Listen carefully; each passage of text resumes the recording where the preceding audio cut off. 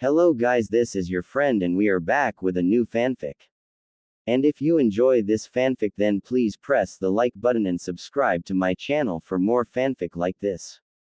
And now let's start the fanfic. One night in the Hidden Leaf village, the villagers are having a great night until the giant fox with 9 tails called the 9-tailed fox suddenly attack. Many ninjas tries to protect their village. A few moments later, a giant toad come to face the 9-tailed fox in battle. One shinobi was on top of the giant toad's head, he the 4th Hokage, leader of the Leaf Village. He looked at the baby in his arms before he laid down the baby on the toad's head behind him and made several quick hand signs. Reaper Death Seal. 4th Hokage shouted. And with the flash the 9-tailed fox was sealed in the baby. The 4th Hokage slowly dying because to use the Reaper Death Seal, he did to sacrificed his own life. He used his last strength to jump off the giant toad before the giant toad vanishing. When he on the ground he looked at the baby again. You will be a great ninja and a great hero my son, Naruto Uzumaki. 4th Hokage said before he die. The 3rd Hokage walk over to the 4th Hokage and Naruto. He picked Naruto up and walked back to the village. On his way to his office of the Hokage Tower, the villagers saw the 4th Hokage and the 9-tailed fox battle and want to kill Naruto. Kill the demon, one of the villagers said. The 3rd Hokage sighs as he kept on walking. When he got to his office, he sent Anbu to get the orphanage owner. A while later the owner come. You want to see me? Owner asked. Yes, I want you to take Naruto to your orphanage. 3rd said. 4 years later, a kid was thrown out of the orphanage. Get out kid, the owner said. Why? The kid asked. Look, you're old enough to take care of yourself, besides no one want to adopt you. The owner said before he walked back in his orphanage. Kid looked at the orphanage for the moment then he walked away. He's got blonde hair and whisker marks on his face. He wears an orange jumpsuit. He name is Naruto Uzumaki. Why does everyone hate me? Naruto asked to himself. He walked through the group of villagers, the villagers give him few glares. A few moments later, his stomach gave out a loud roar of complaint. I'm so hungry. Naruto said before he smell something. That smells good. Naruto thought before he followed the smell. He followed the smell for a few minutes then he stopped and looked at what he headed to. A purple hair woman with a long brown trench coat sitting by the table outside of the restaurant, eating some dumplings. He walked to her to see if the woman does not hate him but still he kept his hopes low. Look, it's the demon brat. A voice said behind him. Naruto slowly turned around and saw some group of villagers with some chunin and one jonin. Get him. Jonin yelled before he and the others ran to Naruto. Naruto run for his life, he ran past restaurant followed by group. He turned a corner, only to find himself in a dead-end alleyway. He slowly turned to face the group and backed up against the wall. The group was moving closer and closer to him. Then when they got near him they started beating him. Why? Naruto asked in pain. Because you deserve to die demon. Jonin said. Leave him alone. A voice yelled. A same woman Naruto saw at the restaurant drop off a nearby roof, landing gracefully in between Naruto and the group. Get out of the way, Anko. One of the chunin said. Yeah, can't you see we are trying to kill the demon? One of the villagers said. What demon? All I see is a poor child being beaten by idiots like you. Anko yelled. Figures, no matter, one dead woman with the brat won't make a difference. Jonin said. The group began to move towards the woman and child. Pure killer intent was raining down upon both of them. I'm warning you, back off. Anko yelled as she prepared to fight. Or what? One of the chunin asked. Or else I'll get involved. A voice said. With a puff of smoke, various jonin now stood in between the attackers and ones being attacked. He had spiky, silver hair that defied gravity and a mask that covered the lower part of his face. His Konoha forehead protector was covering his left eye, leaving only the right one uncovered on his face. That Kakashi, let's get out of here. Jonin yelled. With that, they turned and fled. The Kakashi sighed and turned to face Anko and Naruto. Are you two alright? Kakashi asked. Naruto and Anko slowly nodded their heads. Good. Now then Naruto, I need you to come with me. Kakashi said. Naruto looked at Kakashi in fear. What if this was another trick, for more people to hurt him? He clung Anko's legs with his arms and legs, making Anko to fall back on her butt. Kakashi just laughed. I promise, nothing will happen, and if it make you safe, Anko can come. Kakashi said. Naruto slowly nodded his head and slowly let go of Anko's legs. Anko stood back up on her feet and scooped Naruto up in her arms. The two took off towards Hokage Tower. On the way, Naruto passed out from injuries. In his office, the third Hokage sat taking a break from the overflowing paperwork on his desk. He took one long puff on his pipe before trying to get back to work. He sighed. He picked up his pen to do some signing, when he heard a knock on his door. Yes. The third Hokage called out. 2 visitors for you, Lord Hokage. The woman behind the door called out. Please, send them in.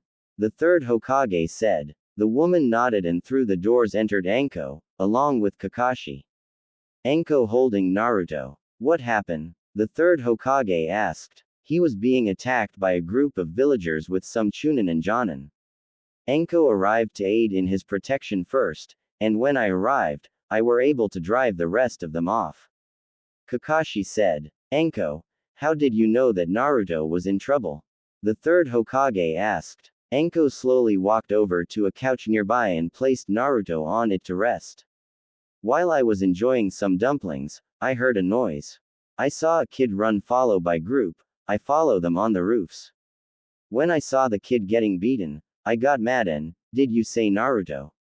Anko asked after she realized what the third Hokage said. Yes, his full name is Naruto Uzumaki.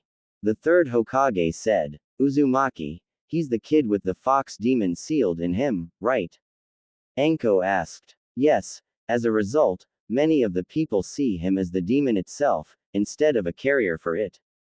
Kakashi said. Just like me, Anko said to herself.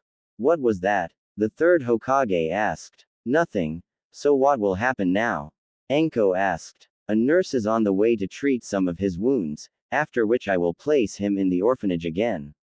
The third Hokage said. Again? You mean this isn't the first time he's been there? Anko asked. I'm afraid not. He must have been kicked out of the orphanage. The third Hokage said. So why are you sending him back even though they'll just toss him back out? Anko asked. It is not easy to always be there for him, most of the Jonin running missions and Lord Hokage working to restore order to the town after the demon's attack. Kakashi said. Anko looked at the boy with her eyes beginning to water. He was being forced to suffer because of the village's issues of not being able to look deep into who Naruto really is. It was just like her on so many levels. Even after becoming one of the youngest Jonin ever, she was still looked at as the scum of the village, much like Naruto. The nurse walked in and there was silence for the next 30 minutes. After she had done the treatment, she bowed and left, leaving the three and Naruto to themselves again. Well, you should both retire for the evening. Thank you for protecting Naruto for me, Anko. The third Hokage said. Wait, I want to adopt Naruto. Anko suddenly said. You? Kakashi asked in surprise. Are you sure about that? I mean, it seems rather rushed that you just jumped to that conclusion. The third Hokage asked. I'm sure. I want to protect Naruto from what I go through, and what path in life I took because of the pain of being alone. Anko said. The third Hokage scratched his beard and nodded. Take the boy home tonight. Kakashi shall escort you both there. Spend time with him tonight and tomorrow, and then be back here around 6 p.m. to make your final decision. The third Hokage said. Anko nodded and walked to Naruto. She carefully held him in her arms, and in an act that surprised them all, Anko included, kissed him on the forehead, telling him that he would not have to be alone ever again. Kakashi escorted the two to the place she called home. It's the Lone Tower, which rested in the Forest of Death. When they get there, Anko put Naruto on her bed, then she went to her living room where Kakashi is. I think that this will be good for the both of you, Anko. Kakashi said. I know, it's just raising a kid is a lot of work. Anko said. You'll be fine. If you have doubts though, I will be glad to take him off your hands for you. Kakashi said. No way. I'd rather die than to see someone as innocent as him turn into a pervert like yourself. Anko yelled. See, you're on the right track already. I must be off now. Make sure you go report to Lord Hokage tomorrow. Kakashi said before he vanished with a puff of smoke. Anko let out a small sigh as she returned to her bedroom. She pulled a chair to her bed and then sat back down. Naruto was drenched with sweat, as he began to kick in fear, as if he was having a nightmare. Anko slowly rubbed the side of cheek. His kicking slowed and then stopped, as if it had been enough to calm him down. Anko took Naruto's hand and held it tight. Naruto woke up. Where am I? Naruto asked. Naruto looking around his current location. He then saw Anko. Both of their eyes truly meeting for the first time. Hi kid. Anko said with a smile. A part of her felt like kicking herself for shouting it like that. My name is Anko, what yours? Anko asked. Naruto. Naruto said. Naruto, nice name. Anko said. You the one who saved me, right? Naruto asked. Why? Yes I am. Anko said. Thank you. Naruto said. Are you hungry? You look like you would be after sleeping for a long time like that. Anko asked. Naruto gave a slow nod. Well, let's say we head to the kitchen and get you something to eat, okay? Anko asked. Anko got of the bed and held her hand out for him to take. Naruto slowly took her hand. He climbed off the bed and slowly walked with her to the kitchen. When they in the kitchen, Anko took Naruto to a small table and sat him down. Alright Naruto, what would you like to eat? Anko asked. Anime and manga. Naruto looked down at the ground for a minute, and another small smile appeared on the child's face. Do you have any ramen? Naruto asked. Let me see. Anko said before she walked to the cabinets. Anko opened the cabinets and pulled a small cup out. Well, yes I do. Anko said. Naruto's small smile grew a little wider at this. Anko chuckled to herself about the small boy's reaction. Anko prepared the ramen cup, and sat it down at the table. Next she walked over to the refrigerator. Let's see, here we go. Every kid likes milk. Anko said as she got out the milk. Anko reached into the cabinet again and pulled out a small cup. After pouring the milk into the cup, she walked it over to him and sat down beside him. Naruto was quickly eating the ramen, like he never had a meal before. Anko sighed when she realized that he probably missed a lot of meals. She slowly put her hand in his hair and patted his head. Naruto jumped at the touch, afraid that he had done something wrong. Anko saw this. Hey, easy, I just thought you'd enjoy the ramen more if you slowed down to taste it. Anko said. I think someone needs a bath. I bet I could write my name in the dirt that's on your face. Anko said as she pinched her nose for emphasis. Naruto giggled at this quietly, imagining the woman writing her name on his face by using her finger. Anko carried him to the small bathroom, and filled the tub a little bit. She then undressed Naruto and sat him inside of the tub. It took her about 15 minutes, but after a while she finished scrubbing the dirt off of his body. From there, she moved on to his hair. It was a tangled mess, but she had to clean it. Naruto's face winced a little as she scrubbed through the dirt in his hair. Did I forget to mention that Naruto was covered with dirt when he was thrown out and got beaten? When Anko finished bath Naruto, she pulled Naruto out of the tub and brushed his hair, just to find out that it extended just past his shoulders. The bangs were so long that they covered one of his eyes. I have an idea, Anko said. Anko picked him up with the towel wrapped around him and took him back to the bedroom. She took one of the kunai from her coat pocket, and slowly lifted the hair that covered his eye. Naruto was a little scared at this. Was she going to attack him like the villagers did?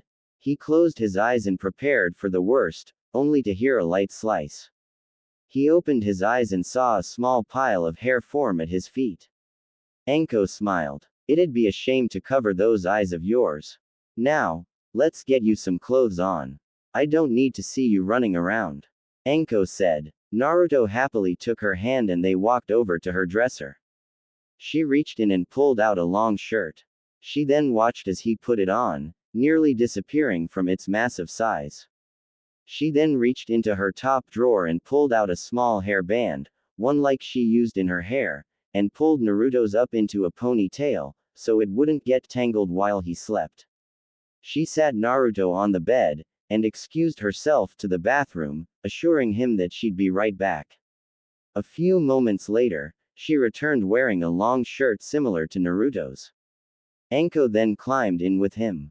He had a small grin on his face, one that was real instead of the grins he had earlier. Hey, Naruto, Anko asked as she turned off the lights. What? Naruto asked. How would you like it if we spent tomorrow with each other? I'll buy you some clothes, toys and maybe even some ninja supplies. Anko said. What a ninja? Naruto asked. Well, a ninja is a person who protects people. They fight to aid those in need, protect the village, and go on missions to various places, seeing the world as they do. Anko said. Cool, I want to be that too. I want to be the greatest ninja ever. Naruto said as he yawned. Anko smiled and kissed the now sleeping Naruto on the forehead. She put her arms around him, and held him tight. There was no doubt about it in her head. She would raise and nurture this child just like he should be. The two slept through the night with waking up once. Anko awoke early that morning, and went into the kitchen. She made a cup of coffee, and then sat down at the table, making a list of things she'd need for Naruto. Let's see, what things does the squirt need? Toys, clothes, a few books, some other things like food and milk. As much as I can't stand to say it, I doubt the runt could live on just dango and sake like me. Anko said to herself. Anko heard a loud yawn in the hallway and saw little Naruto walk into the kitchen. Anime and manga. Morning squirt. Did you sleep good? Anko said. Yup. Naruto yelled as he pumped his fist into the air for emphasis. Naruto climbed into the chair beside Anko. What are you, Miss Anko? Naruto asked. Just Anko is fine. Miss Anko makes me sound old. Now, to answer your question, I'm writing down some stuff we're going to get you today. Anko said as she patting him on the head. Really? Naruto asked. Yep. Tell me, what things you like to eat, Naruto? Anko asked with a wide grin. I like miso ramen. Ooh, and beef ramen. Pork ramen, and chicken too. Naruto said as he thinking about his favorite meal. Anko laughed at the thought. He was almost addicted to the stuff as she was to dango. Naruto smiled happily as Anko wrote down some of the different kinds of ramen he mentioned. They then hopped down from the table. Naruto sat in the bedroom, while the girl freshened up in the bathroom.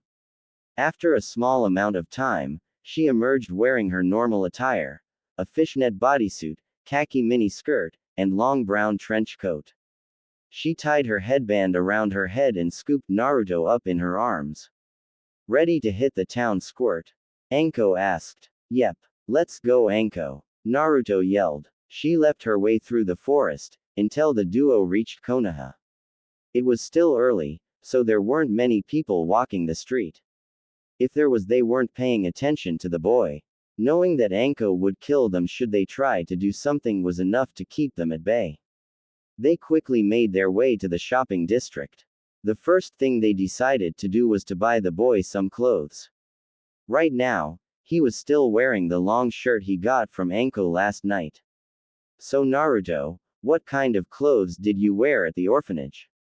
Anko asked as they walked into the clothing store. I had a bright orange jumpsuit.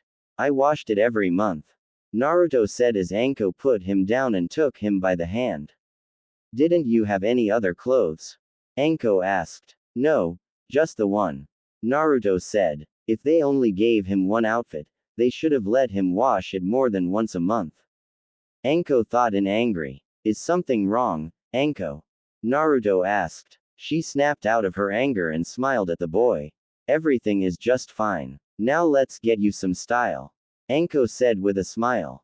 They walked around the store looking at various things. After many trial and errors, they picked 8 pairs of baggy black pants, 6 sleeveless black shirts, a pair of black boots, and much to Naruto's begging and happiness, a long black coat like Anko's. Next stop was the bookstore. Anko picked out a few kiddie books for Naruto, that had a few fairy tales in them. As she was paying for the books, a Jonin with silver hair entered the store. He immediately recognized the two. Anko simply waved to him as she saw him move to the corner of the adult section of the store. Apparel. It that man who saved our lives. Who was that guy? Naruto asked. That was Kakashi the pervert. You make sure to call him that every day, okay? Anko asked with a smile. Okay, Naruto said. They went to the toy shop next. Anko bought Naruto a stuffed fox, several toy ninjas and a teddy bear. It was about noon at that point, so they stopped to get the two some dango while they were on that side of town. Naruto had never had it before. His little hands picked up a stick, and he sniffed it like a little fox would. He then slowly took a nibble of it in his mouth and smiled happily. The two cleared 3 full plates in no time. Anko returned to the tower to drop off the things they had bought so far. Naruto played happily in the floor where a fighting ring of sorts was located. He was having his teddy bear and fox have a fight against the ninjas. Anko looked over at him from the balcony above and leapt over it, into the ring. Having fun, squirt? Anko asked. Yep. Naruto said. We need to go run some more errands, okay? Anko asked. Okay. Naruto said. Anko picked up and tossed him into the air.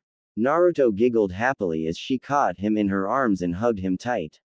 She then put him on her shoulders and made her way back to town. It was about 6 p.m., so Anko made her way to the Hokage's tower. She walked through the entrance, and smiled as she passed Kurenai in the hallway. Hello Anko. Naruto. Lord Hokage has been expecting you. Kurenai said with a smile. What? I'm not in trouble, am I? Naruto asked. Naruto's smile began to fade some. Anko hugged the child tightly in her arms. You not in trouble, squirt? Anko said. Naruto's smile returned. Hey, Kurenai? Anko asked. Yes. Kurenai asked. I was wondering if you could keep an eye on my squirt here while I talk to the old man. Anko asked. Kurenai was about to say something. You can, thanks. Anko before Kurenai could even answer. Anko put Naruto down then kissed Naruto on the cheek. You wait right there with Auntie Kurenai, and I'll be right back, okay? Anko asked. Okay. Naruto said before he turned back to Kurenai as Anko walked into the Hokage's office. The old man was working on the paperwork sitting on his desk. He looked up when he saw Anko come in and smiled. Anko, I trust everything has gone well. The third Hokage asked. Yes, Lord Hokage. Naruto has enjoyed himself, and I did as well. Anko said. Have you made a decision? The third Hokage asked. Yes sir, I wish to make the adoption of Naruto Uzumaki official. Anko said. Very well, you may go. The third Hokage said. What? Anko asked. He's your son now. Take him home, and treat him well. I leave Mitarashi Naruto in your care from now on. The third Hokage said. Anko smiled and thanked the Hokage. The two walked out of the office and saw Naruto sitting Kurenai's lap, telling her about Anko's and his day. Naruto saw Anko walk out the door and hopped of Kurenai. Anko. Naruto yelled as he hugged her. Naruto, do you always want a mother? The third Hokage asked. Yes old man. Naruto said. Well then Naruto, you got your wish. The third Hokage said. What do you mean? Naruto asked. Naruto, I adopted you today. Anko said as she took the boy in her arms and smiled. Really? I have a new mother now? Naruto asked. Anko awoke and looked at the small child sleeping happily beside her. She couldn't believe that she officially made Naruto her child yesterday, even so much as changing his last name to hers. She let out a slow yawn and decided to go ahead and get up for the day. Let's see, he could use a new playmate. It'd be nice for him to have someone his own age to keep him company. Anko said to herself, sipping a small amount coffee in her cup. What, mommy? Naruto asked. Anko turned around as she saw the little boy rubbing his eyes sleepily. She knelt down to his level and kissed his forehead. Just talking to myself, squirt. Did you sleep well? Anko asked as she ran her hand through Naruto's hair. Yup, mommy, you make a good pillow. Naruto said with a smile. Anko almost fell over when she heard that. She felt a strange pressure on her while she was asleep last night, but just shook it off as lying in a weird position. She had no idea that it was Naruto who rolled into her and began to use her for a pillow. Anyways, kid, I was thinking that we can visit some friends of mine today. They have a little girl about your age, I bet she'd love someone like you to play with. Anko said. She noticed that Naruto looked down at the ground and started to move his foot in a circle around the floor. She put her hand on his shoulder and looked into his eyes. A small amount of fear was in his eyes. What wrong, squirt? Anko asked. When I was at orphanage, none of kids would play with me. They would hurt me. What if she's the same way? Naruto asked in fear. Anko picked the boy up into her arms and hugged him tightly. He looked at her face and saw the smile that always made him smile back. He returned the hug. Naruto. They are my best friends, and if they like me, then they'll love you. Anko said with a smile. Really? Naruto asked. Of course. Anko said. Naruto giggled as she tickled his stomach some, and then put him down so he could go get ready. She sighed as she watched him run towards the room, following close behind. After helping Naruto get ready, she allowed him to play in the ring room, while she got herself cleaned and dressed. After finishing up, she made her way to Naruto's unofficial playroom, and jumped over the railing of the balcony. Naruto jumped into her arms and hugged her. Can I bring Jack? Naruto asked. He pointed down to the stuffed fox that he named Jack. Anko nodded, and picked up the fox. Naruto held onto it tightly as they jumped through the forest, towards Konoha. They landed in the village and began to head back for the shopping district of the village again. Naruto held her hand tightly as he noticed a few glares coming towards him. Relax, squirt, no one's gonna want to try and hurt you with me here. Anko said. Naruto lightened his grip some. As they turned the corner, Naruto noticed that they were heading for a small weapon shop. Not that he could read the sign, but the large picture of a katana and several ninja stars told him that it was that kind of shop. Anko opened the door for him and then followed the boy inside. Naruto's eyes widened at all the various weapons that aligned the walls and display cases. He had never seen so many things like this before, though he remembered hearing about a few of them from a story Anko read to him last night. Behind the counter, he spotted a man working on polishing a katana. We'll be closing for lunch soon, so unless you have business, I ask that you please come back later, the man said. Come on, John, is that any way to talk to a lady as sexy as me? Anko asked with a huge grin. What? Oh, it's just you, Anko. John said. So how's business going? Anko asked. A little slow, but once the Chunin exams start back up in a few weeks, things will pick up. John said. It was at that moment that John saw Naruto hiding behind Anko's leg. He peeked out from behind it as the man knelt down beside him and smiled. Naruto sheepishly smiled back. The man rubbed his hair and stood up to Anko's level.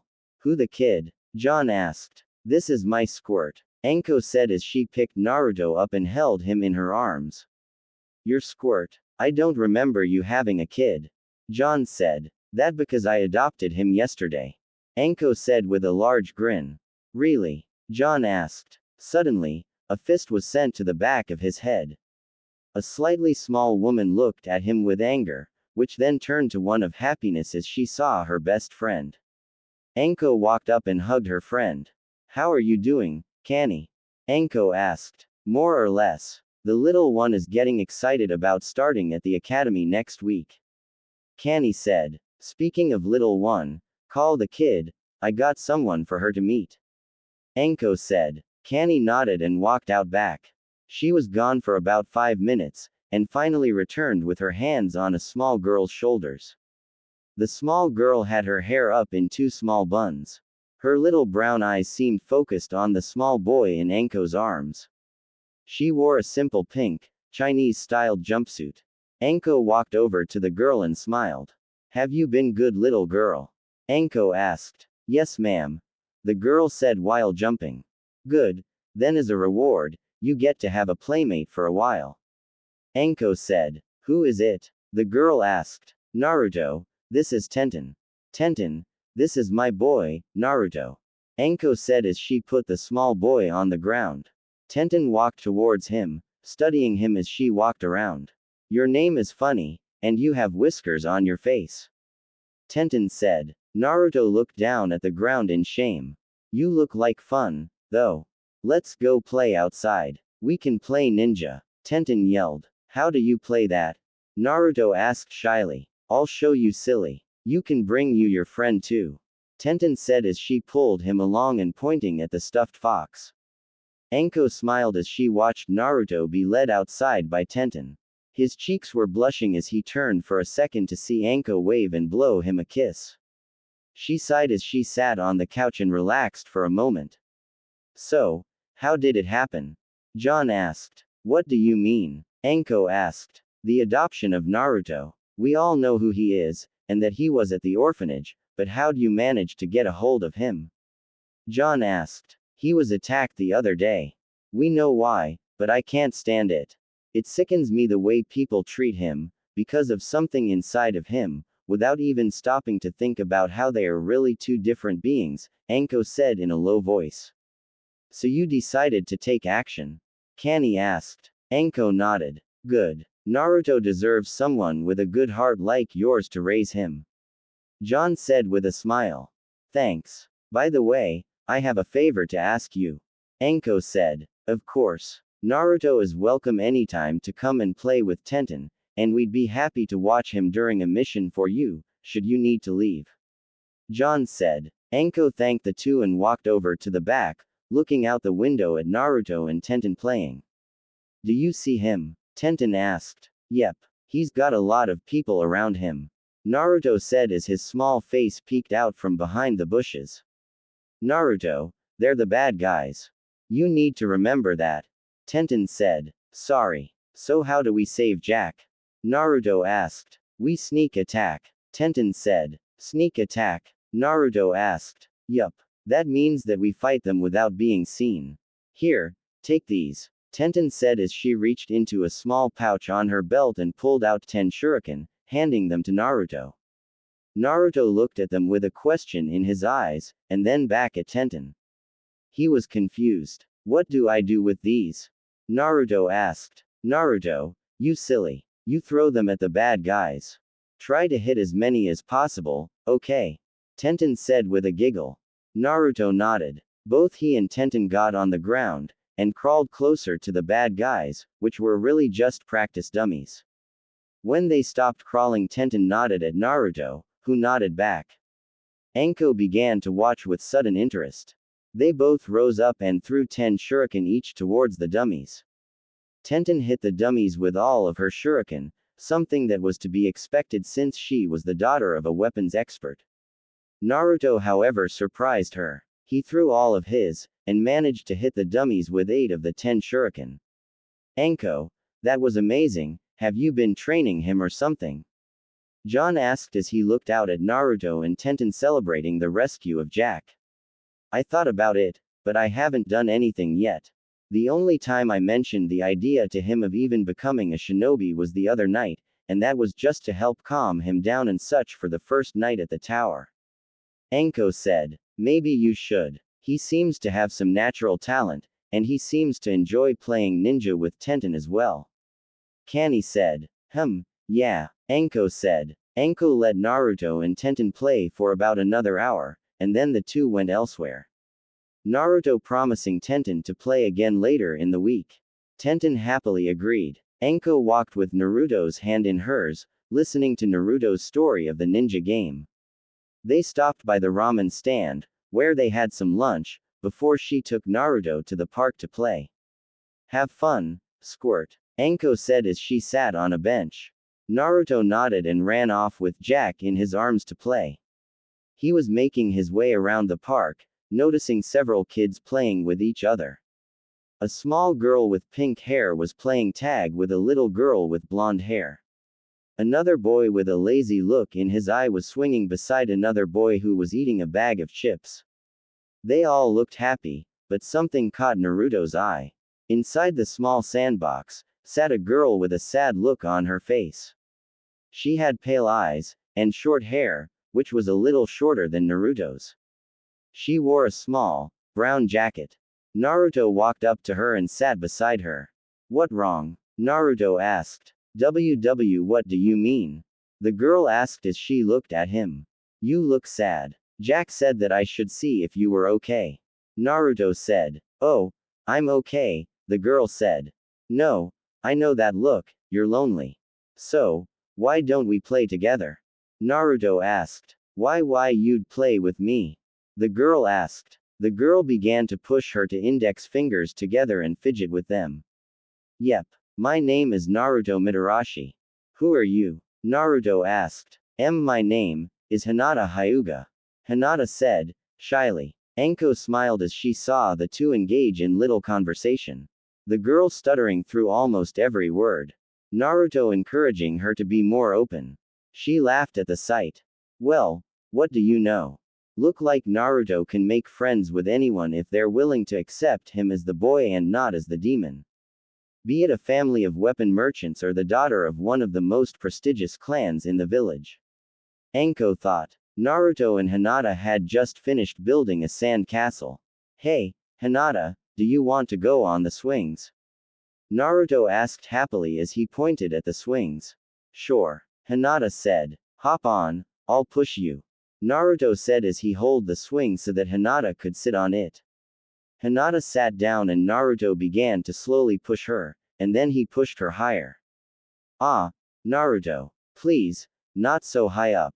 Hinata said as she tightened her grip on the chain. Sure thing, Naruto said. Hey freak, man yelled as he approached Naruto and Hinata.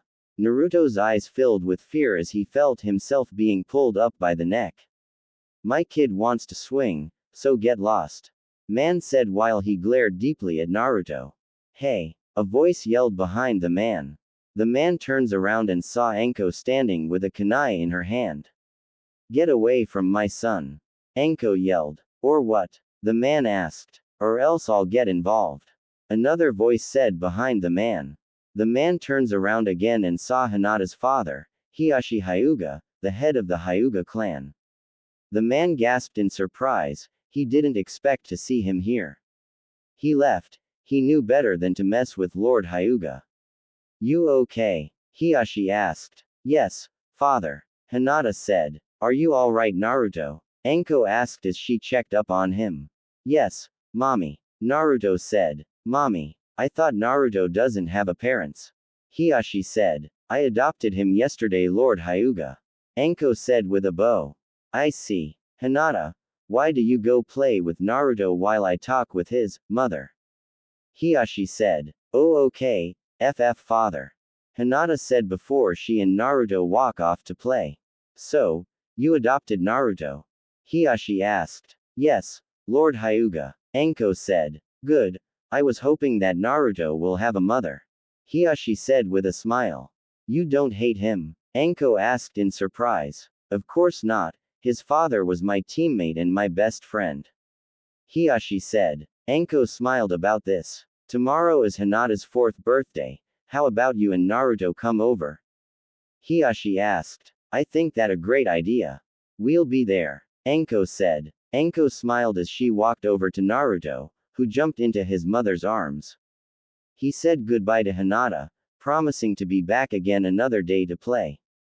Did you have fun today, Squirt? Anko asked as the two headed home. Yes, Naruto said with a yawn. There was a silence as the two returned home. Anko prepared Naruto a light dinner, gave him a bath, and read him a story. Squirt. Anko asked. Yes, mommy. Naruto asked. Tomorrow is Hinata's birthday. Would you like to wishing her a happy birthday? Anko asked. That will be great. Naruto said. Anko and Naruto climbed into bed and turned out the lights. Anko fell asleep almost instantly, but Naruto lay there, staring at the ceiling. The thoughts of him going to Hinata's place for her birthday raced through his mind. Naruto let out a low yawn, and allowed sleep to take over for the night. What you think? If you guess that when Hinata is kidnapped by the Cloud Ninja on the next chapter, then you are right. I know it's supposed to be on Hinata's third birthday, but I got another idea. Naruto is kidnapped as well by the Sound Ninja. Okay, hear a vote or whatever it called, about Naruto learning the summoning jutsu of snakes and can summon Mata. Anko and Naruto awoke and had some breakfast. Then they got dressed. Anko picked Naruto up and held him in her arms. Ready to go squirt? Anko asked. Yup. Naruto yelled as he pumped his fist into the air for emphasis. They jumped through the forest, towards Konoha. They landed in the village and began to head to the Hyuga clan. While they on the road of the Hidden Leaf village, they got the sight of people cheering. Anko saw Kurenai and walked to her. Hey Kurenai, what all the cheering about? Anko asked. The ninja from the land of lightning come to signing to bring peace treaty between the two nations. Kurenai said. Ah, that's right, I forgot about that. Anko said. Then, where are you going? Kurenai asked. We off to the Hyuga clan for Lady Hinata's birthday. Anko said. Naruto make a friend with the heiress of the Hyuga? Kurenai asked in surprise. Yes, yesterday at the park. Anko said. Excuse me. A voice said behind Anko. Anko. Naruto, who's still in Anko's arms, and Kurenai turned around and saw a Leaf Genin walk towards them. He was wearing a pair of glasses, with a gray shirt and a gray pair of pants. He also wore gray fingerless gloves and shinobi sandals. He ran a hand through his silver hair as he smiled at them. Is that Naruto Uzumaki? A genin asked. It's Naruto Mitarashi now. And you are? Anko asked. Oh, how rude of me. My name is Kabuto Yakushi. Kabuto said. Well Kabuto, we really must get going. Anko said before she with Naruto walk off to the Hyuga clan. Kurenai walk off to the crowd. Kabuto walked to the alleyway. Making sure he's alone. So, Anko adopted Naruto. Lord Orochimaru will like to hear this. The boy could become one of us. Kabuto thought before he vanished with a puff of smoke. Anko walked right to the Hyuga clan with Naruto in her arms. When they at the Hyuga clan, Anko put Naruto down and took him by the hand. When they in the Hyuga clan house, they were greeted by Hiashi with Hinata behind his leg. Welcome and thank you for coming. Hiashi said. It is our pleasure, Lord Hyuga. Anko said with a bow. Hinata moves behind her father's leg shyly. Hi-n Naruto. Hinata said. Hi Hinata. Naruto said. So, that Naruto Mitarashi that my brother told me about. A voice said. Anko and Naruto turned to see a man version of Hiashi and a small boy, a year older than Hinata. Anko. Naruto, this is my twin brother, Hisashi, and his son, Neji. Hiashi said. Nice to meet you. Anko said. You too. Hisashi said. Hi Neji. Naruto said nervously. Hi. Neji said. Hisashi, it is time to take Neji under my wing. Hiashi said. Yes, of course. Hisashi said. Somewhere in the forest, Kabuto is waiting for something or someone. The white man came. Kabuto bowed to him. Lord Orochimaru, I have some news about your ex-student, Anko Mitarashi. Kabuto said. What about her? Orochimaru asked. She adopted Naruto Uzumaki, or should I said Naruto Mitarashi, the container of the nine-tailed fox. Kabuto said. Orochimaru was surprised. His student has adopted the demon brat. I see. Orochimaru said. Do you want me to kill Naruto? Kabuto asked. No, I will personally see my student and her son. Orochimaru said. But Lord Orochimaru, do you truly think this is wise? Kabuto asked. Of course, I would like to see Anko and Naruto. Orochimaru said. Are you planning to put the cursed seal of heaven like you did on Anko? Kabuto asked with a smile. That not a bad idea, Kabuto. Orochimaru said with an evil smile. Back at the Hyuga clan, Hiashi was trained Hinata along with Naruto. Your kicks are still weak you too, but that why we training? Hiashi said. Yes sire. Hinata and Naruto said at the same time. Naruto and Hinata run right to Hiashi. Hiashi dodged and blocked their attack. Anko, Hazashi and Neji are sitting near the wall. Neji's head is covered in bandages where the bird cage seal is. Neji, do you understand about your destiny? Hazashi asked. I understand father. Neji said. Hazashi looked at his son for the moment then smiled before he looked at Anko. Anko, are you planning to let Naruto to the academy next year? Hazashi asked. I'm not sure, I mean I plan to but I don't think so. Anko said. I think you should. I think he will be a great ninja, right Neji? Hazashi asked. Right father. Neji said. Hiashi has trained Naruto and Hinata for hours. Alright you two, we are done training. Hiashi said before he walks off. Hinata and Naruto walk outside and sit down. Naruto, are you going to academy next year? Hinata asked. What academy? Naruto asked. The A Academy is where they begin to train new ninja. Hinata said. That cool. I'm going to ask mommy about that. Naruto said. A servant had come in to announce that dinner was fully prepared. Lady Hinata, dinner is ready. It's time for supper. Servant said. Oh okay, we will be there in a minute. Hinata said before she and Naruto stand up.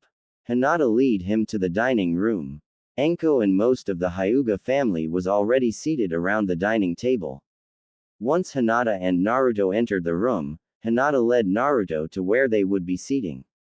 Hinata sat right next to her father. Naruto sat next to his mother. A few hours later, it was nighttime. Anko picked Naruto up and held him in her arms. Thank you for inviting us, and happy birthday Lady Hinata. Anko said with a bow. Bye Hinata. Happy birthday. Naruto said. Thank yun Naruto. Hinata said. Anko and Naruto headed home. Naruto fall asleep on the way. Before they got to the forest of death, cloud of smoke appear in front of them. A chunin with glasses and a headband tied on top of his head like a bandana. What do you want? Anko said. Lord Hokage would like to have a word with you. Chunin said. Alright, tell Lord Hokage that I be there as soon as I put Naruto to bed. Anko said as she walked on home. When they at home, Anko put Naruto to bed. Then she bit her thumb, made some hand signs and she put her hand with her bleeding thumb on the ground. Summoning jutsu. Anko said. Suddenly a large cloud of smoke puffed through the area, revealing a 25-meter snake. Why did you summon me? Snake asked. Raziel, I've got a job for you. I need you to watch my squirt. Anko said. You summon me to rat ssssit. Raziel asked. Babysit. Just a few hours. Anko said. Fine. Raziel said. Thank you, I'll be back soon. Anko said before she head to the Hokage tower. Raziel sighed as it settled down to watching the boy. At the Hokage tower, the third Hokage had just finished his worst enemy, paperwork. He looked out the window. Do you want to see me Lord Hokage? A voice asked. The third Hokage turned around and saw Anko. Yes, I want you train Naruto to be able to enter the academy, and become a genin. The third Hokage said. If I refuse, I'm not fully sure if I want Naruto to become one. Anko said. If you refuse, Kakashi will take Naruto to raise and train on his own. The third Hokage said. Fine, I'll begin Naruto's training first thing in the morning. Besides, he'd better a better ninja with my influence than Kakashi's. Anko said. Okay, dismissed. The third Hokage said. Anko walked off to her home. When she at home, she walked to her room. She thanked Raziel and Raziel muttered while vanishing. Anko walked to her son and slowly rubbed the side of cheek. Naruto, you'll be a great ninja. Anko said. Just then, there was a noise in the ring room. Anko went to look around, she then walked back to her room. Suddenly, 4 ninjas come out of nowhere and ambush Anko. Anko managed to beat 3 ninjas, but the 4th ninja grabbed her arm and twisted it behind her, and then had her arm wrapped around Anko's neck. Anko tried to struggle out of ninja's grip. Well, Anko, it's been a while. Voice said before he came out of the shadow. It was Orochimaru the snake Sanin, which means that the ninjas are sound ninjas. Not just the sound ninjas, they are the sound 4. Sakin and Ukin on the right side of Orochimaru, Jirobo on the left side of Orochimaru, Kidomaru hanging upside down on the ceiling, and Tayuya was the one who holding Anko. Orochimaru, why are you here? Anko asked in Argari. Ah, why so cold? I thought that you would have been happy to see me again after all these years. Orochimaru said. Lord Orochimaru, I got him. A voice said behind Orochimaru. Orochimaru turned around and saw a new member of the Sound 4, Kimimaro Kagaya, and he got Naruto lock in his arms. Naruto tried to struggle out of Kimimaro's grip. Mommy. Naruto cried. Naruto. Let him go. Anko yelled. Now Anko, you shouldn't yell at your sensei like that. Orochimaru said. What do you want? Anko asked. I just want to see my former student's son, also make a run in family. Orochimaru said with an evil smile. Anko's eyes widened, as she know what he mean. Don't you dare put that cursed seal on my son. Anko yelled as she tries to get free. Why not? I think he'll be great with it. Orochimaru said. What a cursed seal? Naruto asked in fear. Oh, you find out, boy.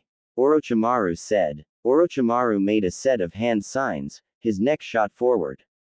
It slithered around, resembling a snake as it aimed straight for Naruto.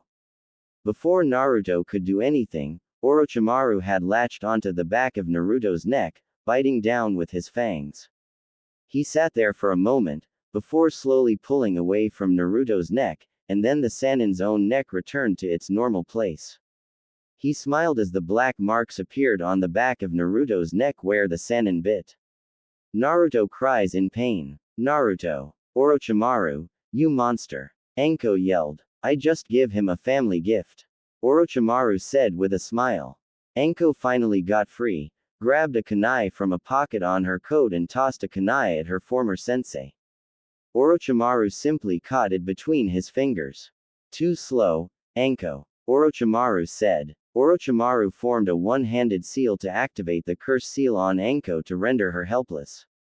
Anko dropped to her knees from the pain emanating from the seal on her shoulder. Let's see what he want the most, family or power. Orochimaru said before he walks back to the shadow and vanished. We'll meet again, Anko and Naruto. Tayuya said before she and her members vanished with a puff of smoke. Anko quickly rose to her feet, run to Naruto and pick him up. Naruto is unconscious. Anko raced towards the hospital as fast as her legs would let her. 5 hours later, Anko sat by the narrow hospital bed, looking down at Naruto with sad eyes. The third Hokage was in the meeting at the Hyuga clan about the death of the head cloud ninja after he kidnapped Hinata. Naruto, I'm so sorry. I failed, Anko said as she cries. Just then, she heard the door open behind her. Anko turned around and saw the third Hokage, Hiashi, Kakashi and Kurenai. How is he? Hiashi asked. I don't know. He might be dead, Anko said. Mommy. A voice asked behind Anko. Anko turned around and saw Naruto sitting up and surprisingly, no cursed seal markings all over his face. Anko hugged Naruto and kissed his forehead. I'm here, son, Anko said. What happened? Kakashi asked. We were attacked by sound ninjas and Orochimaru. Anko said. Orochimaru? The third Hokage asked. Yes, somehow he knows that I adopted Naruto. Anko said. Anything else? Hiashi asked. Well, Orochimaru put the cursed seal of heaven on Naruto like he did to me. Anko said. Cursed seal of heaven? Kurenai asked in shock. Yes. Anko said. How do you feel, Naruto? The third Hokage asked. I fine. A little bit hurt but fine. Naruto said. May I see your neck? The third Hokage asked. Naruto looked at the third Hokage for the moment then nodded. The third Hokage looked at the back of Naruto's neck and saw it, the cursed seal mark same as Anko's. Hiashi wondered how the cursed seal didn't do anything.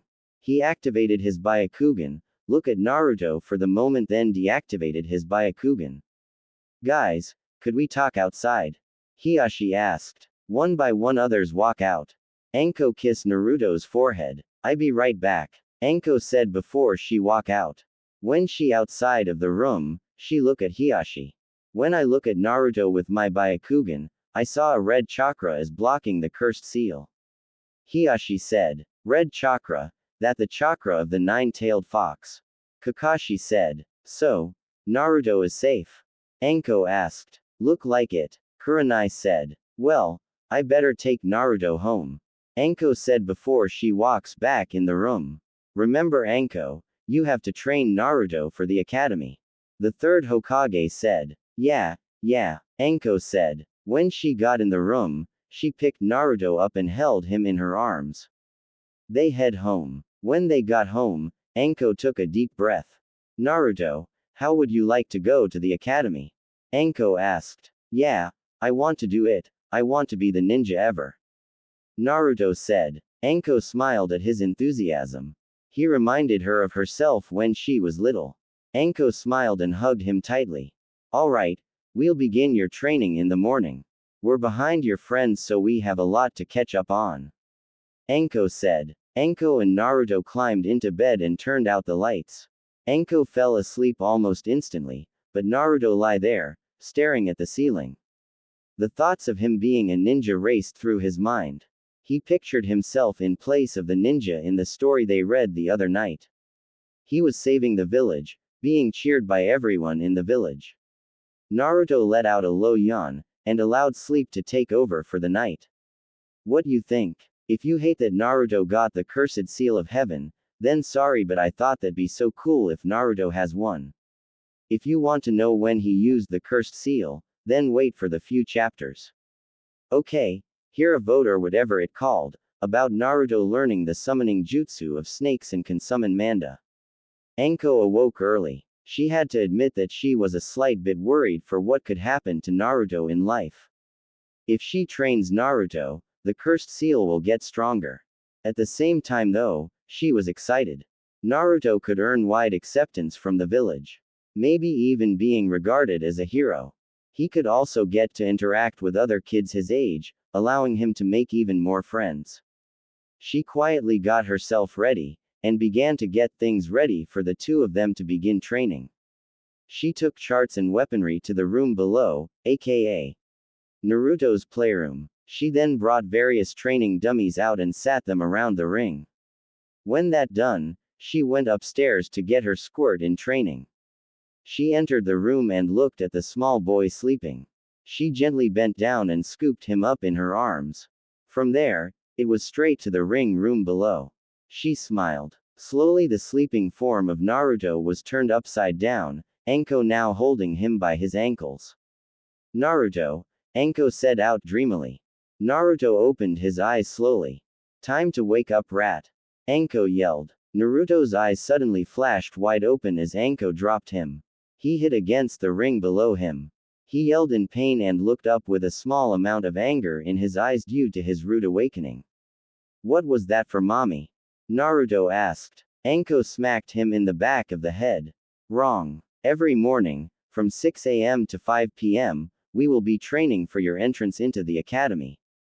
During this time, you will address me as Anko-sensei, not mommy. You got that, rat? Anko asked after yelling. Why yes, Anko-sensei. Naruto said. Good. Now let's start things out with a few trial and errors. First, let's see what kind of chakra you got. Anko said. Chakra? Naruto asked. You know, like the story. Anko said. Oh, that easy. Naruto said. He stood closing his eyes for a minute, and then began to look like he was concentrating on something intently. Beads of sweat began to form on his forehead, as if he was in a struggle to do this. After about 2 minutes a very, very faint blue wave came from him. Anko was afraid of this. He lacked a mass amount, and what little bit he could produce, he had trouble getting out. At the same time though, she was happy that the cursed seal didn't cover his body. Just like I was afraid. You lack the ability to be able to easily produce chakra. Anko said, his blue eyes full of question. Anko walked over to a small chart and pointed at the picture.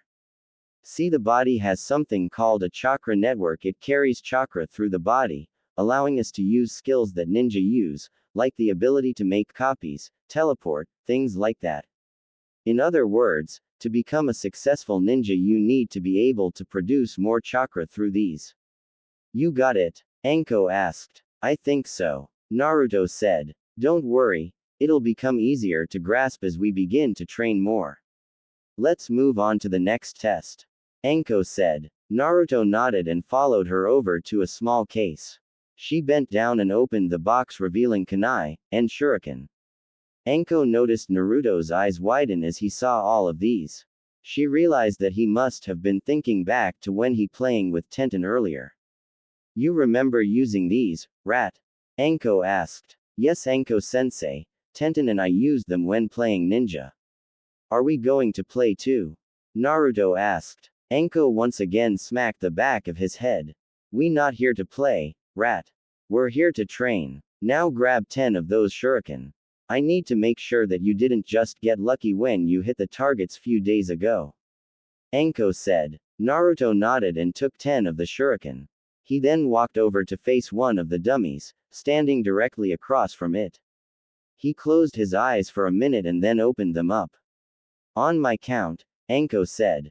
Naruto is getting ready to throw. 1, 2, 3. Anko yelled. Naruto threw all the shuriken at the dummy. He closed his eyes as he listened to them make their impact. Next he slowly opened his eyes, to see how he had done with this part of the test. Anko was already over at the dummy writing something down on a notepad. She looked back at Naruto.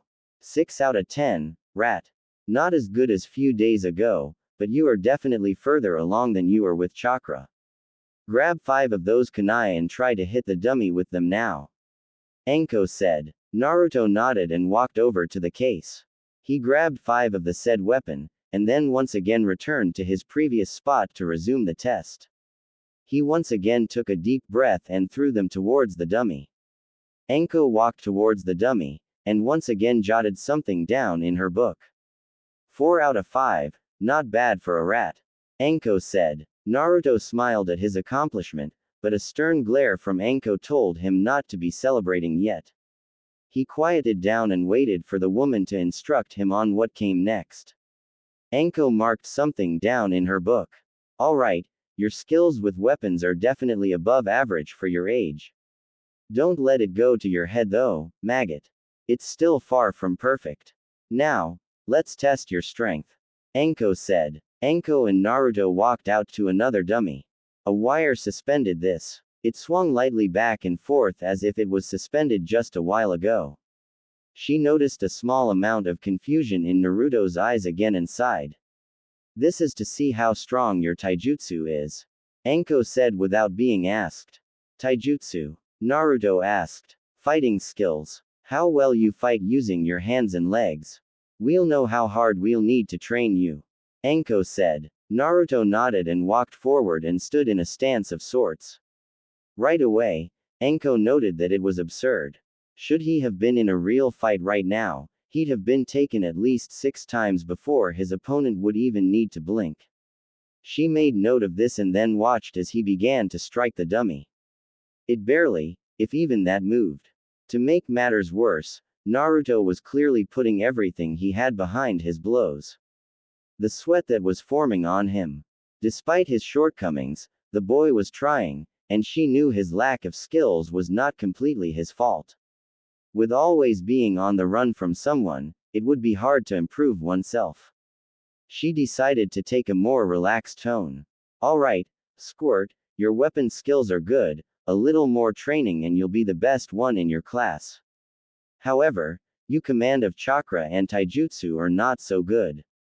You are very weak in both categories. Anko said. Naruto looked at the ground. But, That's what this test was here to do. To find your strengths and weaknesses and practice to make them stronger. Can you handle the training? Anko asked. Yes, Anko-sensei. I want to be a ninja. I do it, Naruto said. Good. Now go get dressed. We have a lot of things to do. Anko said. Naruto nodded and ran to the bedroom to get dressed. Anko watched as he ran off. A few minutes later, Naruto appeared on top of the balcony. Anko shot him a smile and leapt to the balcony and took Naruto in her arms. The two left the tower. What are we doing here? Naruto asked as they arrived at the training ground areas of the village. Laps. Every day, we will begin your day by running laps around Konoha. Anko said. How many times do I have to run around it? Naruto asked. You know, squirt, I don't recall saying. Now move. Anko yelled. Anko tossed a kunai at him, causing Naruto to run. Anko took off after him. Anyone who happened to be in the area of the training grounds watched as the two ran. This continued on until Anko ordered him to stop after about the 16th lap around the village. How do you feel? Anko asked. She looked a bit flushed, but Naruto was drenched in sweat. My legs sore. Naruto managed to get out. Good. Get up. It's time to work on your taijutsu. Anko said. Anko pointed to a nearby training dummy. 100 leg strikes, using each leg, 100 times each, followed by 100 punches, using both arms, 100 times each. After that, 100 more of both arms and legs, but alternate between each blow. In other words, one strike for left leg, then right hand, and then left hand. Anko said. Naruto nodded and ran to the dummy. He began to kick it just like she ordered.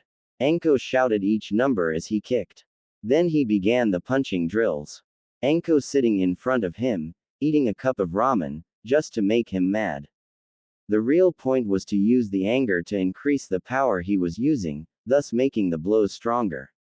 Immediately after that, he moved right on to the final part of the taijutsu exercises. Anko tossed a kunai at him with a sadistic grin every time he started to slow down. Naruto sighed as he fell to the ground after the drills. Sweat was literally pouring off his body. Here, Anko said as she handed him a bottle of water. Naruto took several sips and smiled. Anko wrapped his hands to slow the bleeding, knowing the fox would aid in healing. What's next, Anko-sensei? Naruto asked. Anko smiled and reached into a bag.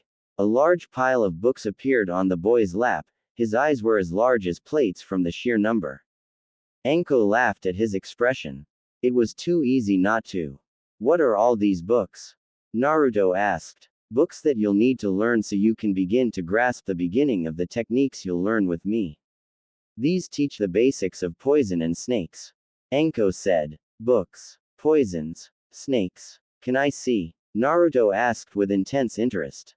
Fine, but I'm only going to show these once, for now. Anko said. Anko stood up and made several quick hand signs.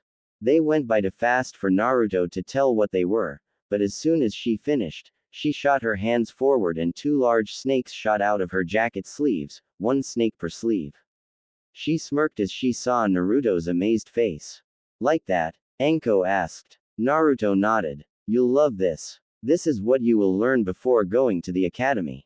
Anko said. Anko bit her thumb, made some hand signs and she put her hand with her bleeding thumb on the ground. Summoning jutsu. Anko said. Suddenly a large cloud of smoke puffed through the area, revealing a massive snake. Anko explained that she was just demonstrating something and the snake muttered while vanishing.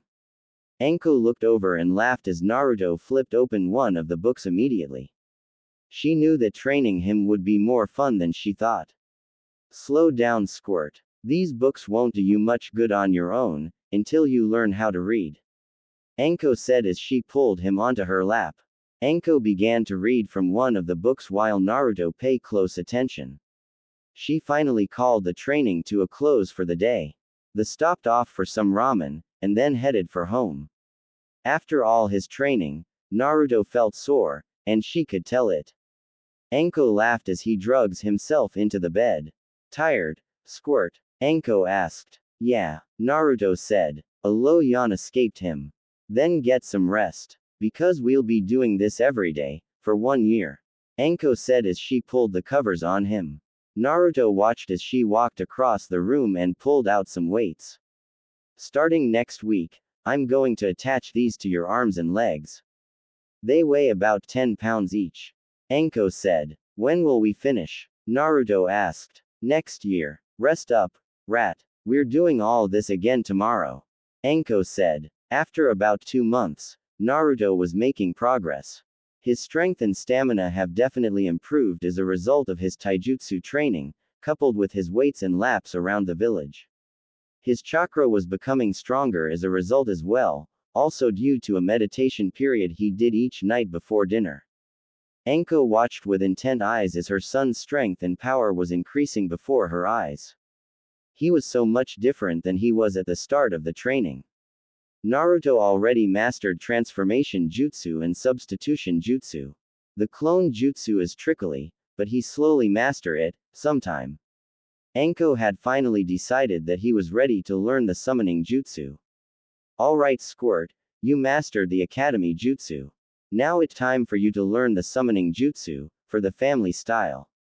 Anko said. Summoning jutsu? Naruto asked. A jutsu that the user signs a contract with their own blood, each contract differing depending on what creature is to be summoned. Once this is done, the summoner need only perform the proper hand seals and offer a few additional drops of blood with the same hand they signed the contract with to perform the summon. Anko said. Cool. Naruto said. Okay, now watch closely Squirt. Anko said. Anko bit her thumb, showed him the hand symbols and she put her hand with her bleeding thumb on the ground. Summoning jutsu. Anko said. Suddenly a large cloud of smoke puffed through the area, revealing a 20-meter snake with the snake contract scroll. The snake give the scroll to Naruto. What you do is sign your name in blood and leave a hand print of the hand you used to summon them. Anko said. Naruto opened the scroll and signed his name in blood along with a handprint of his right hand. Good. Now, do the hand signs like I show you. Anko said. Naruto repeated what she did and put his hand with his bleeding thumb on the ground. Summoning jutsu. Naruto said. Suddenly a large cloud of smoke puffed through the area, revealing a massive red snake. Who has SSSS summon me? Red Snake asked, which it's a female. Wow. A talking snake. Naruto said. Red Snake look at Naruto. Who are you, kid? Did you SSS summon me? Red Snake asked. I'm Naruto Mitarashi and yes I did summon you. Naruto said. Well, this SSSISSSS the first SSSST time anyone ever SSSSS summon me. Red Snake said. Cool. Naruto said. Well, I have to go, later kid. Red Snake said before she vanished with a puff of smoke. Well done, Squirt. Let's go home for some training. Anko said. Naruto was on his way home with Anko, when suddenly a loud, obnoxious voice seemed to scream out from the distance. Anko, it's nice to see you. The power of youth is burning in both of you and your son. A voice yelled. That voice. Why now? Anko asked to herself in annoying. What is it, Mom? Naruto asked. I figured you meet them sooner or later, might as well get it over with, Anko said. Slowly Anko turned around with her hand on Naruto's shoulder. Naruto's eyes widened at the spectacle. Before him stood a man, with massive eyebrows, a neon green jumpsuit, and tacky orange leg warmers. Beside the large man, stood a miniature version of himself. Mommy, who are these people? Why do they have caterpillars on top of their eyes? Naruto asked in whisper. The tall man in green crashed onto the floor anime style. Anko was on the ground laughing wildly. She managed to get back to her feet, holding her sides from laughing so hard. Her face was red from the laughter. Naruto, this is Mighty Guy, and his clone Rock Lee. Anko said. So you're Naruto. It is an honor to meet you. Lee, don't be shy. Introduce yourself. Guy yelled. Yes, Guy sensei. Naruto Mitarashi. It is an honor to meet you.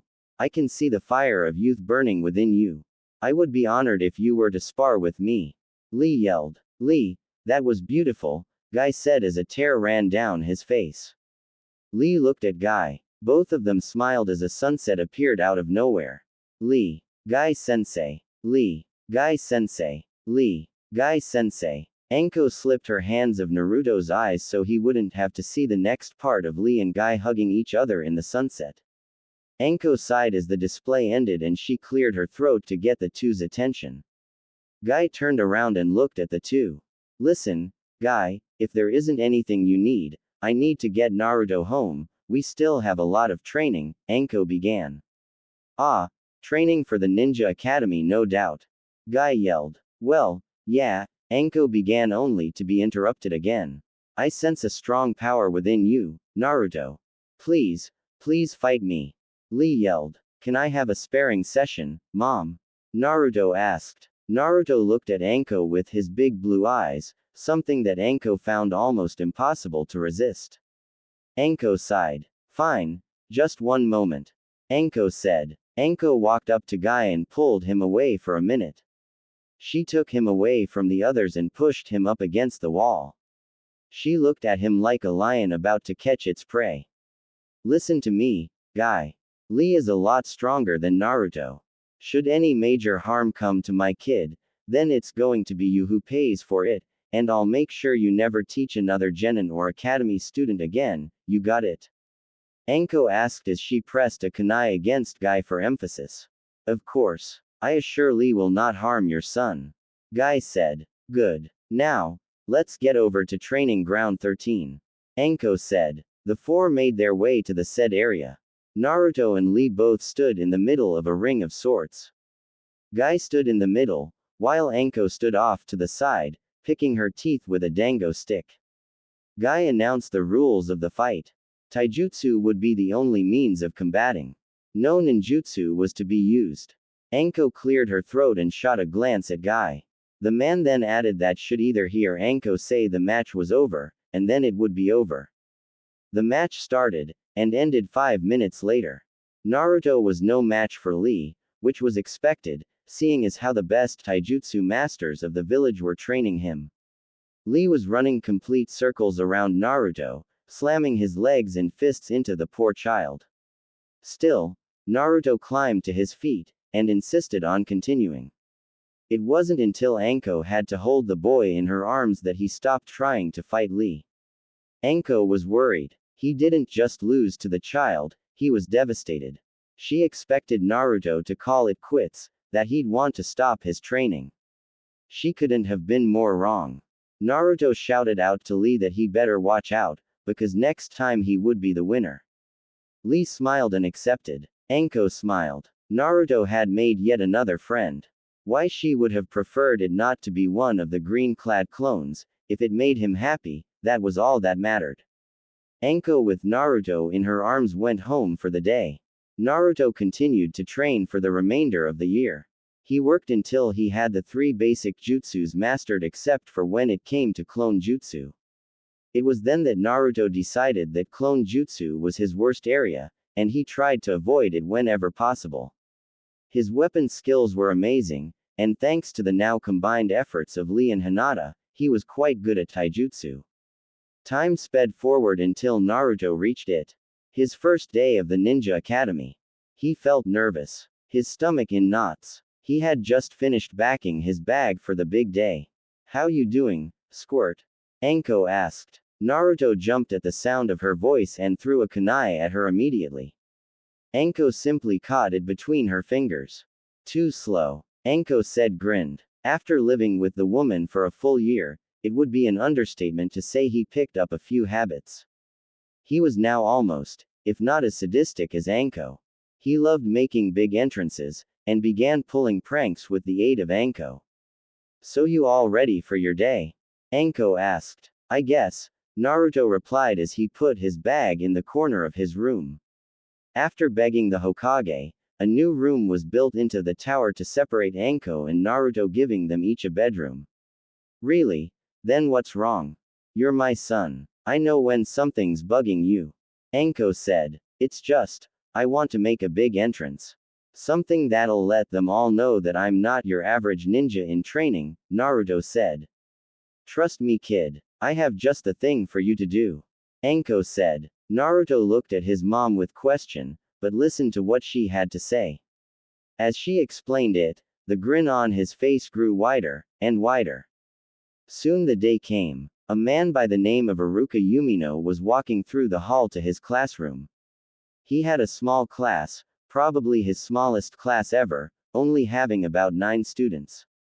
He entered the classroom. Noise and laughing and such were blasting through the room. He always hated the first year with a new class. He had to memorize a bunch of new names, figure out what made each of them tick, and how to get each one under his control. He sighed as he walked to the front of the room and slammed his books on the table. The noise was so loud that everyone in the room looked like the crap themselves upon hearing the noise. Now that I have your undivided attention, we may begin. My name is Iruka Umino. You will address me as Iruka Sensei and not by anything else. I want to make one thing clear to you all. This is not a babysitting service. I have people in this class that want to learn, and as such I will remove you from the class if you appear to be holding the rest back. Iruka said. The class all nodded in agreement. Now that that's all out of the way, let's take roll. Iruka said as he pulled out a sheet of paper from a notebook. Choji Akamichi. Iruka called. Here. A large boy called with his mouth full. Sakura Haruno. Iruka called. Here. Called a pink-haired girl, who was glaring at another girl with blonde hair. Ino Yamanaka. Iruka called. Here. The blonde girl called, returning her glare back to Sakura. Kiba Inuzuka. Iruka called. Here. Called a loud kid. Sasuke Uchiha. Iruka called. The black-haired boy said. Sakura and Ino both drooled over him. Shikamaru Nara. Iruka called. How troublesome, the lazy-eyed boy said. Shino Aburame. Iruka called. A boy with sunglasses simply raised his hand. Hinata Hyuga. Iruka called. Here, Hinata said. She was looking around, wondering where Naruto was. Naruto Mitarashi. Iruka called. Silence. No one was answering. Hinata was beginning to get nervous. Did Naruto change his mind?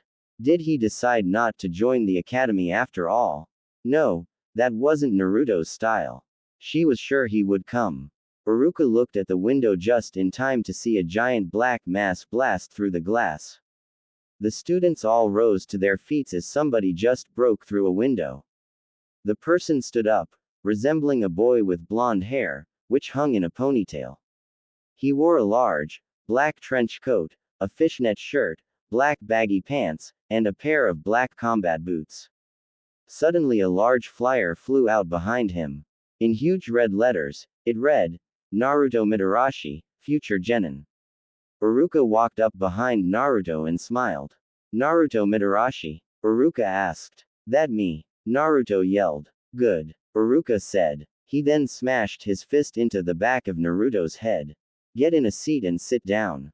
Iruka yelled. Naruto laughed and shrugged his shoulders. He made his way to the back of the room with a grin. He made sure everyone would know who he was. He was so happy that he failed to notice every giving him glares. Iruka sat mumbling under his breath as he pulled out another sheet. Trying to find who was the parent or guardian of his new, favorite, student. He finally matched them up, and almost turned ghost white. Anko. I thought he looked familiar. This is going to be one interesting 7 years, especially with a kid being raised by that psycho. It's bad enough that I have the damn fox demon, but now that woman is raising him too. What did I do to deserve this? Iruka thought. Alright, let's get started, Iruka said. Meanwhile, Anko and Kurenai were sitting at a dango restaurant, enjoying a late breakfast. Anko was telling her exactly how she set up Naruto to greet his new class. The grin never left her face during the whole thing. You really had him do that? Kurenai asked. Of course. He wanted to make a big entrance, all I did was push him in the right direction. Anko said. Iruka will kill you later, the Jonin said. Both girls looked right at each other and nearly fell in the floor laughing. Uruka was smart, but his skills were lacking, one reason that he never made it past the Chunin level. At any rate, there was nothing to do, but kill time until the school day was over. They finished their meal and began to walk from the restaurant. I really wonder how Uruka will take Naruto as a student. Kurenai asked. Who knows? Why don't you ask Naruto when he graduates? Maybe he'll end up on your team. Anko said, throwing a dango stick into the trash. Don't even joke like that. That's all I need is a mini you on my team, Kurenai said. Meanwhile, back at the academy. Now we need to get an idea of your abilities. To begin with, can any of you use a jutsu?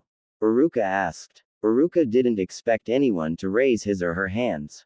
At this age, only someone who was a genius would be able to mold chakra. But to his very great surprise, not one but 3 hands rose. Very well, Sasuke, Shikamaru, and Naruto, come down here please. Uruka said. The 3 boys were soon standing before him. All right, who would like to go first? Uruka asked. Man, this is a drag, let me go so I can rest again. Shikamaru said. You should be well rested when you come here each day. There is no excuse for not being ready for a full day when you arrive here. In any case, please show me your jutsu. Uruka said. Shikamaru nodded and went through some hand signs. Shadow Possession Jutsu. Shikamaru said. Shikamaru's shadow flowed 5 feet until it merged with Uruka's. Uruka was compelled to put his hands on his head and begin dancing around, mimicking Shikamaru and greatly amusing everyone in the class.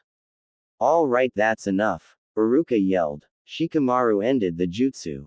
Thank you, Shikamaru, that was very impressive. Uruka said. Shikamaru nodded and slouched back to his seat. Sasuke, why don't you go next? Uruka asked. Can we go outside? It's a fire jutsu, Sasuke said calmly. Uruka nodded. All right class, we're going outside.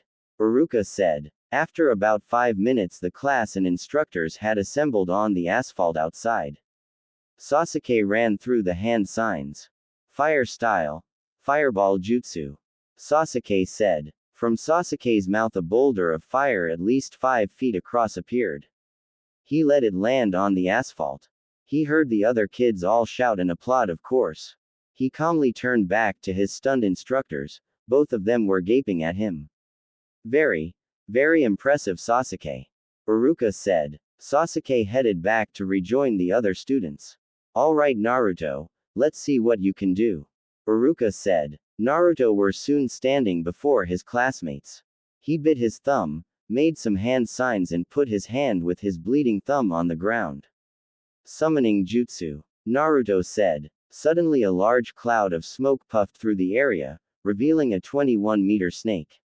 Naruto. How on earth did you do that? Uruka asked in yelling. My mom teaches me, Naruto said while his snake vanishing. Very interesting, Naruto. All right, let's get back to the classroom. Uruka said. At the Hokage Tower, the 3rd Hokage watched through his crystal ball. Anko teaches him the summoning jutsu. The 3rd Hokage said with a smile on his face. What you think? Hear a vote or whatever it called, about Naruto can summon Manda. This is the last vote. After about 2 weeks, no one in the academy knew quite what to think about Naruto. Sasuke thought he is an annoying, talentless, loser. Kiba thought the same. Ino and Sakura both hated him because he didn't worship the ground Sasuke walked on. Shino didn't care much one way or the other, as was the same with Shikamaru and Choji.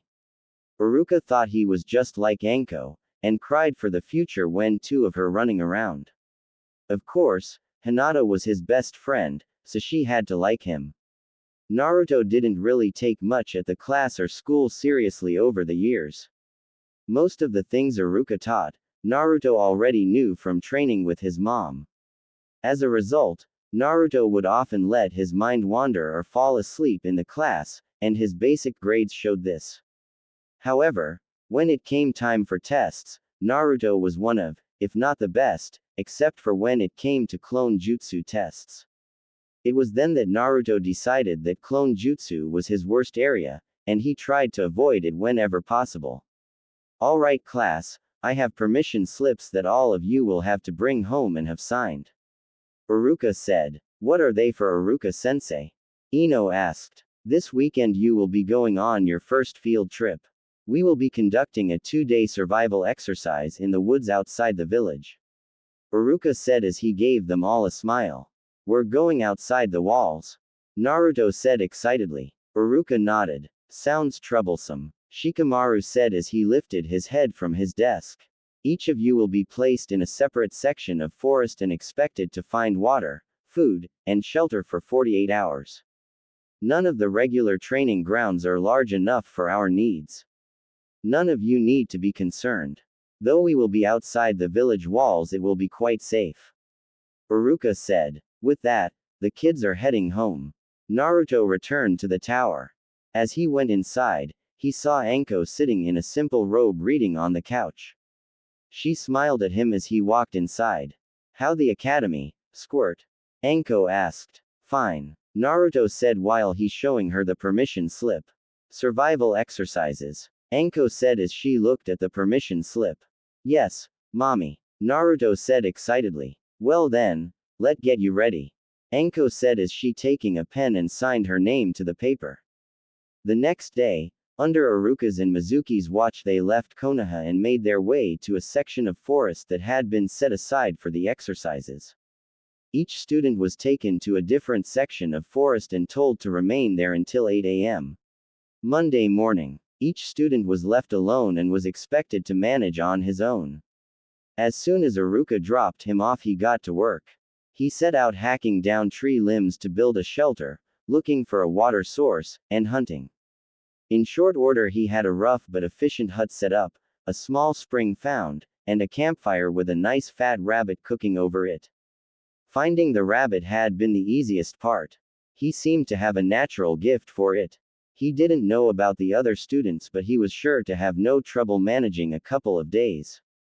Having eaten, he took a little time to just enjoy the rather unique experience of being on his own for once. Just then, Naruto heard a scream. He knows that Hinata's voice. He runs to where the scream comes from. When he got to the cliff and saw Hinata hanging on root, the root was going to give way soon. Hinata! Naruto yelled. Naruto! Help! Hinata yelled. The root gave way and Hinata is falling. Naruto jumped after her, got hold of Hinata. Naruto bit his thumb and made some hand signs. What Naruto didn't know that the red chakra is started to wave around his body and the cursed seal is glowing. Summoning jutsu. Naruto yelled. Suddenly a large cloud of smoke puffed through the cliff. A massive tail got out of the smoke and grabbed hold of the rock outside of the cliff. Naruto and Hinata land on its head, though the smoke cleans, revealing a giant purple snake with black stripes. Manda. What this? Manda asked as he looks around. Back at the village, the third Hokage, Anko, Hiashi, Kakashi and Kurenai could sense the chakra and know exactly where it comes from. Naruto. Anko yelled as she ran to find him. When she and others got there, they saw a purple tail. They looked down and saw Hinata and Naruto on Manda's head. They okay? Kakashi said. Look like Naruto saved Hinata. Hiashi said. Yes, but Naruto accidentally used the red chakra and somehow used the cursed seal to summon him of all things. Anko said. Back with Naruto and Hinata, they got up. Naruto rubbed his neck where the mark is. Are you okay, Hinata?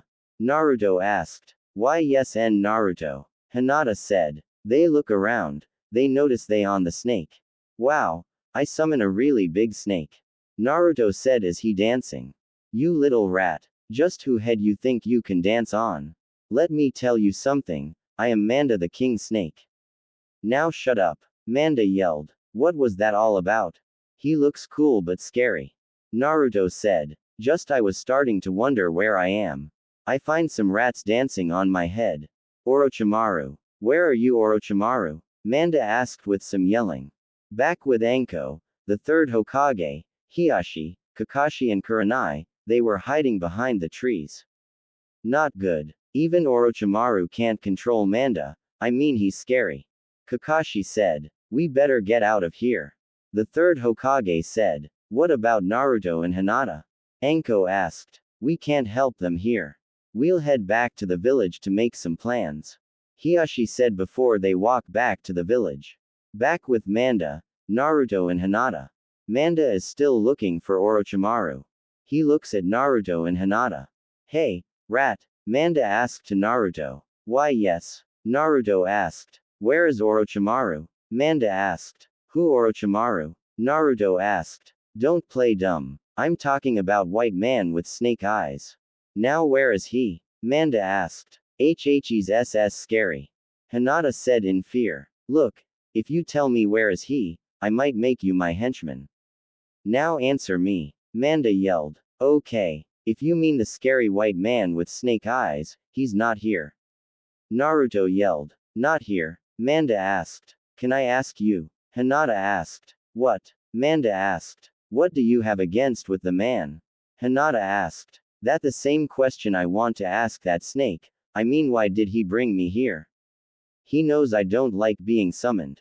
Manda said. But. Naruto said. Now, what? Manda asked. Well, I'm the one who summoned you. You see, my friend, Hinata fall from the cliff. I jumped to save her and I thought you will help, so thanks Manda. Naruto said. Manda look at Naruto for the moment then laugh. Yeah right. There no way a little rat like you could have enough power to summon me. Manda said. But I did. Naruto said. Manda kept on laughing. Not get off, you snake. Naruto yelled. Manda stop laughing and look at Naruto. You can make fun of me all you want, but I did summon you. Believe or not, Naruto said. You got some nerve rat, I like it. Which village are you and your friend from? Manda asked. The Hidden Leaf Village. Naruto said. Alright, hang on. Manda said. With that, Manda dig though the side of the cliff. A few moments later, Manda got out in front of the Leaf Village. Anko with the others in the Hokage Tower heard something and look out of the window. Well, look like they got back, thanks to Manda. Anko said. Well rat, I started to believe that you summoned me. Now let get your friend down and start the test. Manda said as he used his tail to pick up Hinata and put her on the ground. Test? What test? Naruto asked. The new summoner will have to stay on my head until the sunset. If you stay on my head until sun goes down, I'll accept you as my partner, but if you don't, it will be 100 human sacrifices. Manda said. Cool. I accept your test. Naruto said. Alright then, let's start. Manda said. With that, Manda started to move faster than ever. Hinata watched them. Anko, Hiashi and Kurenai run to Hinata. Are you okay, Hinata? Hiashi asked. Yes, father. Hinata said. Where's Naruto? Anko asked. He's with that snake, something about the test. Hinata said. Meanwhile, Manda swim underwater with Naruto on his head. He's good, I give him that. Manda though. Manda went out of the water and kept on moving. A few moments later, Anko, Hinata, Hiashi and Kurenai watched them and saw the sun is about to set. Do you think Naruto will pass? Anko asked. I don't know. He doing okay so far.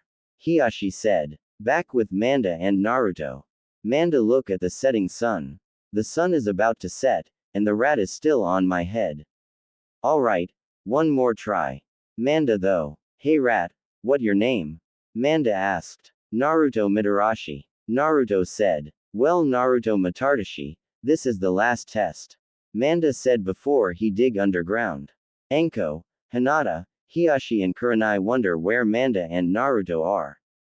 Hiashi activated his Byakugan and look around. They are heading to the village. Hiashi said. When they at the village, Manda got out of the ground and look at the sun. The sun is down. Well done, you pass rat. Manda said. Yeah, I pass. Naruto yelled. Just then, Naruto pass out and fall off of Manda's head. Manda got Naruto with his tail. Well rat, look like you tired out. You should have a good rest. Manda said as he put Naruto on his head. Naruto Mitarashi, what does that last name sound familiar? Manda asked himself. Meanwhile, Anko, Hinata, Hiashi and Kurenai saw it.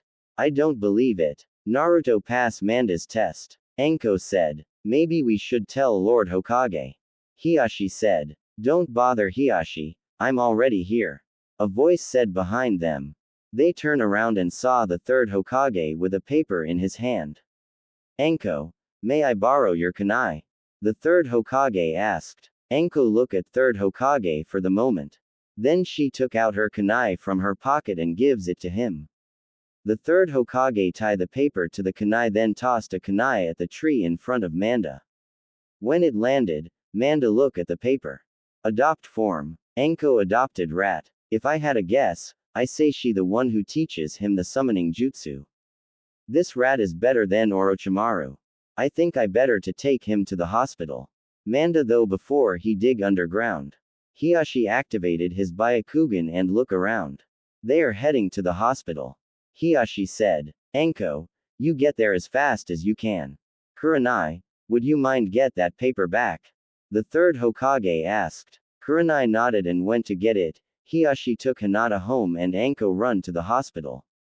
When she get there, Naruto is on the ground unconscious in front of the hospital and a giant hole behind him. She picked him up and went in the hospital. Naruto was now 6, and it was his second year at the academy. Every day after class, he and Hinata would meet up with Lee and Tenten over at Training Ground 13, where they would just waste time talking, maybe doing some light training, things like that. Afterwards, Naruto would head home for his next lesson with Anko. She had finally decided that he was ready to learn special jutsu, and as a result, the training that night took them into the middle of the forest. What are we doing here, mommy? Naruto asked. I think you're about ready to start learning some of those snake jutsus and stuff I showed you when you were little. There's only one thing we need to work on before that. Anko said. Naruto paid close attention to Anko. We're going to work on chakra control. You spend way too much doing the basic jutsu still, and if you want to learn any of these, then you need to be able cut back drastically. Anko said. How do we do that? Naruto asked. Climb the tree without using your hands. Anko said. Climb trees without using hands. Naruto asked. Let me show you what I mean. Anko said. Anko took a deep breath. Naruto watched as chakra began to flow around her feet, and then suddenly ran up the tree all the way to the top. Naruto's eyes widened as she stopped at a branch, walked out to it, and then flipped over the side, looking at him upside down. See, all you need to do is focus chakra in your feet and run towards the tree, but it's got to be the right amount, or else. Anko said with a wink. I try. Naruto said. He ran straight to the tree and took one step on it before flipping upside down and falling to the ground. Anko nearly fell off the tree while laughing at this. She jumped to the ground and walked over to the boy with a huge grin. Not enough chakra, Anko said. Naruto picked himself off the ground and ran back to his starting place. Taking a deep breath, he ran back towards the tree. This time he made it up the tree about 2 feet, before his foot pushed into the tree, causing him to fall back to the ground. Anko sighed and bent down to where he landed on the ground. You used too much. At any rate, I can only give you the advice to readjust your chakra output and try it again. Anko said. Anko reached into her pocket and tossed a kunai at him that just missed hitting him. I'm going to go grab some dango and then call it a night. Meanwhile, you keep at it and use that kunai to mark how far you get. Oh, and you have to use your feet only for climbing.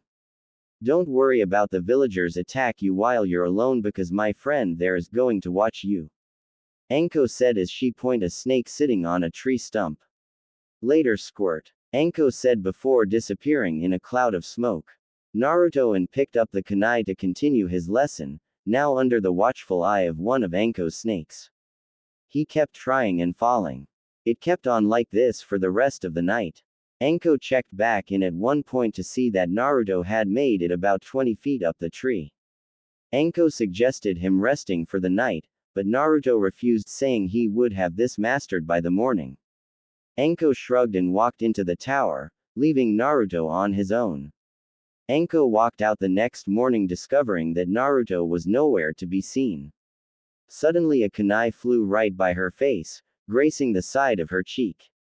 She looked up and saw Naruto smiling standing upside down on the branch she stood the previous night. Well done, Squirt. Now get down here and I'll teach you one of my jutsus. Anko yelled. Naruto hopped down and ran to Anko. She showed him the hand symbols, and then shot her arms out, shooting out 5 snakes from her sleeves. Naruto repeated what she did and shot his arms out. He managed to send 2 snakes out, which was enough to make him happy. He realized that he was going to be late and ran towards the academy. Anko sighed as she looked up at the tree, and then headed to town for some breakfast. She would later hear talk about how 2 snakes crawled into Ino's dress in class that day. When academy ends, the kids are waiting for their parents to pick them up. Naruto is waiting for his mommy. When will mommy pick me up? Naruto asked himself. Your mommy is on the mission. A voice said behind him. Naruto turned around and saw Kurenai. Auntie Kurenai, Naruto yelled. Naruto run to Kurenai and hug her. Kurenai was shocked that Naruto call her auntie. How long is my mommy will be? Naruto asked. She be back in a week, in the meantime you will sleep at my place. Kurenai said. With that, they went to Kurenai's place. On the way, they passed the statue of Jiraiya and Tsunade with a broken statue of Orochimaru. Anime and manga. Auntie Kurenai, who are these statue guys? Naruto asked. Well, they are the Sannin, that mean the legendary 3 ninja. There's the Toad Sannin, Slug Sannin and Snake Sannin. Kurenai said. Cool. That's what I'm going to be. Naruto yelled in excitement. Huh? Kurenai asked. I'm going to become the new Snake Sannin, then everyone will have to stop disrespecting me. Naruto said. The new Snake Sannin. What will Anko think of this? Kurenai though. Well, being the Sannin is not easy. Kurenai said. So, I going to be a new Snake Sannin. Naruto said. Well, let just head to my places. Kurenai said. With that, they went to Kurenai's place. Naruto looked back at the statues and the thoughts of him being a Sannin raced through his mind. He was saving the village, being cheered, and befriended by everyone in the village. He runs to catch up with Kurenai. What you think? Hear a vote or whatever it called, about Naruto become the new Snake Sannin. It was Naruto's 3rd and the last year at the academy. A couple Chunin chases Naruto. You can't catch me, Naruto yelled while jumping from roof to roof. Inside the Hokage tower, the 3rd Hokage is painting but stops as hears approaching footsteps. Lord Hokage. 2 voices yelled behind him. The 3rd Hokage looked annoyed at the disruption while he was painting. What now? And don't tell me it's Naruto. The 3rd Hokage said. Both of the men who entered the room looked nervous. But it is Naruto. One of man said. The Hokage rolled his eyes. What did he do this time? The 3rd Hokage asked. He defaced the statue of the legendary 3 ninja. Another man said. Losers. Figures you'd fall for that. Naruto said. Oh yeah, Naruto. A voice yelled behind him. Naruto is so startled he falls down. He turns around and saw Kurenai. Auntie Kurenai, what are you doing here? Naruto asked as he is rubbing his butt. No. What are you doing here? You should be in class. Kurenai said. Back in the classroom, most of the kids are snickering as Naruto is brought in all tied up. Kurenai walk off. Anime and manga. Alright Naruto, since you decided to skip the lesson we will review the transformation jutsu. Iruka said. Collective. Oh, rang out from the other students. Sakura here. Transform. Sakura said before transforms into Iruka. As Iruka checks her off his list. Sasuke Uchiha is next as Sakura attempts to get his attention with her ability to transform. He ignores her and transforms himself into Iruka. Don't screw this up Naruto. Shikamaru said. We always pay for your screw-ups. Ino said. Like I care. Naruto said. Down the line of children Hinata was watching Naruto. Naruto, do you best. Hinata though as she was pushing her fingertips together.